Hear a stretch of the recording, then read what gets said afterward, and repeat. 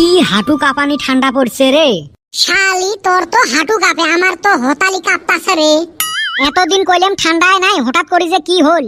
মনে হয় সূর্য মামা শাটডাউন দিছে। ঠান্ডাতে মনটা কয় আগুনের ভিতরে ঢুকং। 3 দিন থাকি, দিন না রাত বুঝে যায় না। মনটা কয় শিলংত আসং। সবে ভালো লাগে যদি এই ঠান্ডায় লেট্রিন না গেরে ভাই। কে গাছের পাতা দিয়ে মুছবু? তাই করছিলাম, তারপর দেহি হেই রুম খাই যায়। হারামজাদা করছে কি রে, এটে গেতে থাকি ঘুরি বের করে দাও তো। ছি যা থাই নেতর লোক।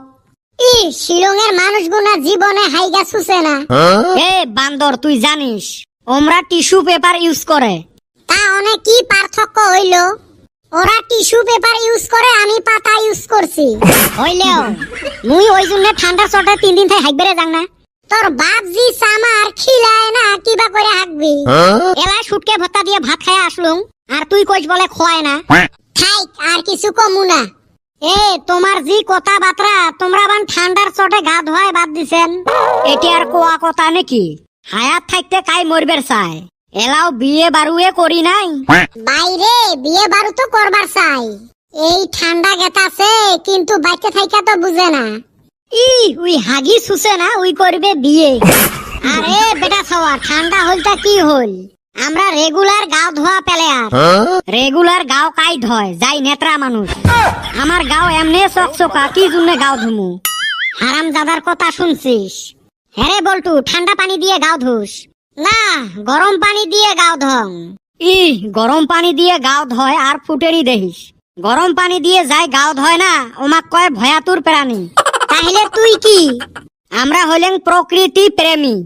এ বেটা ছাওয়া, আমরা কিবা কইরা প্রকৃতি প্রেমী হইলাম রে? আমরা যে পানি নষ্ট করি না, পানি বাঁচাই। ওই যে কথাতে আছে, পানি বাঁচাও জীবন বাঁচাও। বিটলের লজিক দেখছেন? কিসের আরো লজিক? ওরুম গরম পানি দিয়ে না এই বেটা সহ দিন 3 বার গা ধুবের পায়। দম আছে ধুয়ে দেখাও।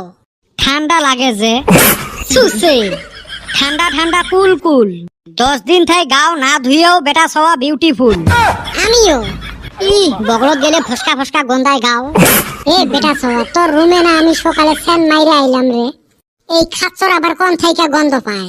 কোনটে সেন মারছিস, কালাটা না লালটা? কে ওই কালাটা মারছিলাম।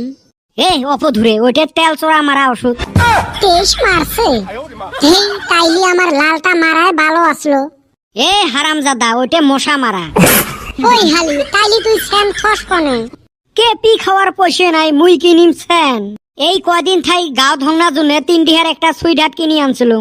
ওটে 3 দিন থাই ঘষি আসং। এ তোমার ফাটা লেকচার শোনার জন্য আমরা বসি আছি রে। ফাটা লেকচার না শুনিস, ফাটাটা সুই সুতে দিয়ে সিলাই কর। হেউ মুই বাড়ির যা ল্যাপের তলত ঢুকিম না থাকুন আর তোমার এতে। আমরাও যাই, এই ঠান্ডার মধ্যে এতে কি ঘন্টা করি।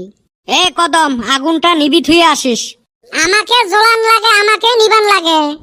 এই ঠান্ডার দিন যাবে লাগছে, মাইনসের শ্বশুর বাড়ির জিয়েপদ দিয়ে দুধের পিঠে খোয়ায়, আর আমার জি কপাল, একটা ধাপড়াও খিলে না।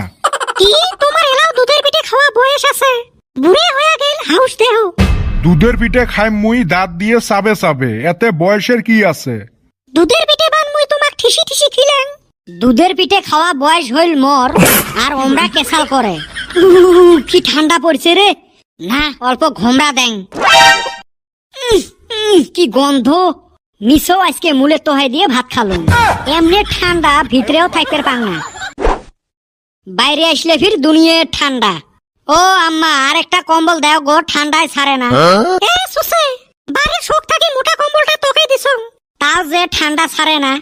এ ও ক যেটে কম্বল চাই ওটে এলাই হইবেন নয়, কামাই করুক তারপরে দেখা যাবে।